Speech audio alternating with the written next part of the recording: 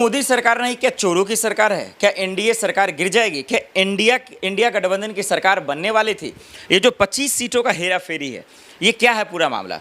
दर्शकों, जब Rahul Gandhi press conference कर रहे थे, जब वो अपनी बात बता रहे थे, चुनाव आयोग पर एक से बढ़कर एक इल्ज़ाम लगा रहे थे, तब जब प्रश्न का सेशन आया, जब मीडिया कर्मी सवाल पूछना शुरू किए, तो एक पत्रकार ने सवाल पूछा कि सर, आप जिस तरीके का खुलासा कर रहे हैं और जो 25 सीटों का हेरा फेरी कर रहे हैं, तो क्या ये माना जाए, क्या ये बोला जाए, या फिर ये कहा जाए कि ये सरकार दरअसल बीजेपी की नहीं है, एनडीए की नहीं है, गठबंधन की नहीं है, चोरों की सरकार है, वोट चोरी कर ये सरकार बनी है?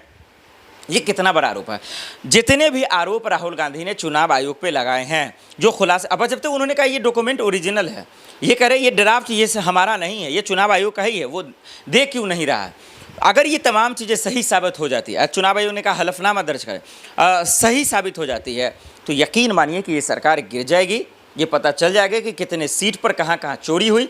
जिस तरीके से उन्होंने बजब्ते हर एक चीज़ का पुख्ता जानकारी दिया, तो जिस तरीके से लोगों को लग रहा था कि इंडिया गठबंधन की सरकार बन रही है, उसी की बनती और एनडीए सरकार गिर जाएगी। अब इस पर क्या नीतीश बाबू बोल पाएंगे? उनकी हैसियत है क्या? चंद्रबाबू नायडू इस ऐलान के बाद, इस खुलासे के बाद, क्या लोकतंत्र के लिए, क्या संविधान के लिए, क्या देश के लिए बैकफुट पाएंगे?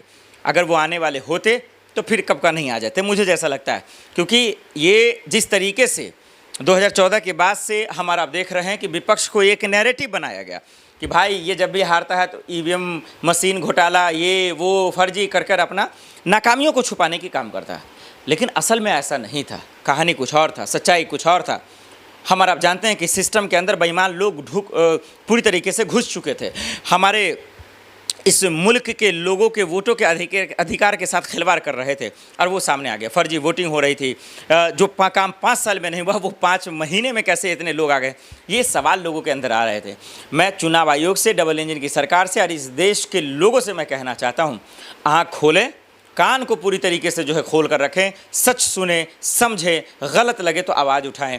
आज जो विपक्ष खुलासा कर रहा है, उसको इस तौर पे नहीं देखें कि ये बीजेपी वर्सेस कांग्रेस की लड़ाई है, ये सरकार वर्सेस विपक्ष की लड़ाई है।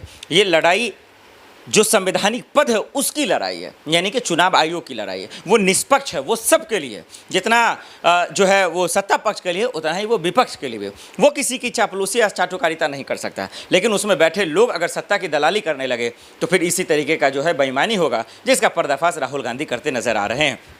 अब सवाल ये है कि इसके बाद जो बेचैनी सरकार के अंदर है, जो परेशानी सरकार के अंदर है, क्या इसका जवाब आ पाएगा? चुनाव आयोग ने बोल तो दिया है, अब देखते हैं कि इसका आगे का प्रक्रम क्या होगा। कल राहुल गांधी बेंगलोर के लिए उन्होंने कहा है, फिर उसके बाद वो बिहार की तरफ आएंगे।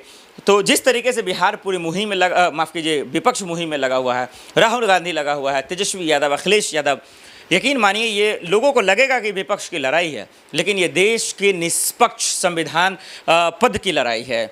क्योंकि जो सिस्टम पे जो पढ़ लिख कर आईएएस जाते हैं, अधिकारी जाते हैं, एसपी जाते हैं, उन सब के ईमान की लड़ाई है। वो लोग अच्छे लोग हैं, लेकिन चंद मंत्रियों के चक्कर में, जाहिलों के चक्कर में उनको अंदर दबाव आता है, नौकरी छीन लेंगे, ये कर लेंगे। देखिए ना, पूर्व उपराष्ट्रपति धनखड़ साहब ने इंसाफ की बोली कुर्सी छीन लिया गया। जो अधिकारी इंसाफ की बोली बोलते हैं, ट्रांसफ़र कर दिया जाता है। जो बेईमान जज है उनको बचा लिया जाता है। हम बात करेंगे अगले वीडियो में।